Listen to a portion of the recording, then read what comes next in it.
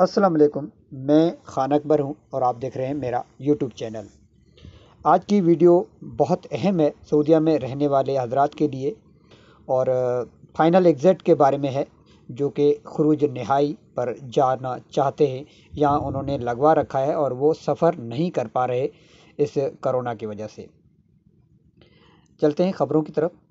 محکمہ پاسپورٹ نے تارکین کے حوالے سے کئی اہم فیصلے کیے ہیں، جن میں ایک یہ ہے کہ اگر کوئی غیر ملکی وزٹ ویزے پر سعودی عرب آیا ہوا تو اس کی وزٹ ویزے کو اقامے میں تبدیل نہیں کرایا جا سکتا۔ عکاس اخبار نے محکمہ پاسپورٹ کے حوالے سے بتایا کہ اگر کسی نے سعودی عرب کو خیر آباد کہنے کے لیے فائنل ایگزٹ خروج نہائی لگوایا ہے جس کی مدت 60 دن ہوتی ہے، اور اس نے 60 دن کے اندر سفر نہ کیا تو اسی فائنل ایگزٹ منسوخ کرانے کی 1000 ریال کا جرمانہ ادا کرنا ہوگا۔ اس کا اقامہ اسی صورت میں بحال ہوگا اگر اس کی میعاد باقی ہوگی، یعنی وقت باقی ہوگا۔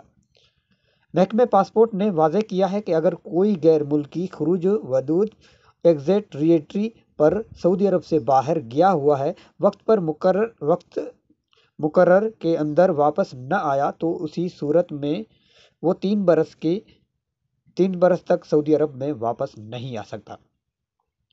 ویزا ختم ہونے کے 2 ماہ بعد خود اس کا اندراج سعودی عرب سے نکل کر واپس نہ آنے والوں کی فہرست میں درج ہو جائے گا۔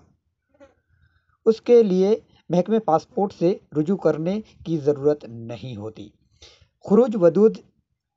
خروج وعودہ جاری ہو جانے کے بعد اس میں ترمیم کی اجازت نہیں دی جاتی، البتہ ویزا منسوخ کیا جا سکتا ہے اور نئے فیس ادا کرنے کے بعد نیا خروج وعودہ جاری کرایا جا سکتا ہے۔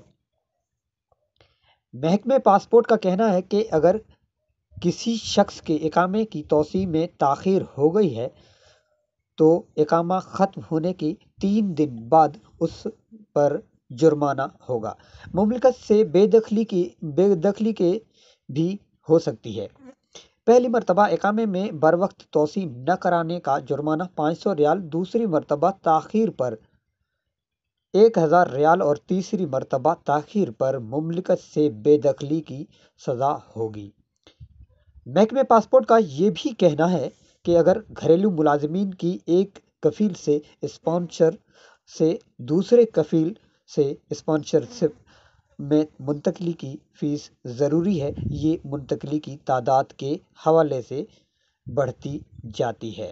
بہت شکریہ یہ ویڈیو دیکھنے کے لیے، اور اس طرح کی مزید ویڈیوز دیکھنے کے لیے ہمارے چینل کو سبسکرائب کریں اور ویڈیو کو لائک کریں، اپنے دوستوں کے ساتھ شیئر کریں تاکہ وہ بھی اس معلومات سے آگاہ رہیں۔ ملتے ہیں نیکسٹ ویڈیو میں۔ اللہ حافظ۔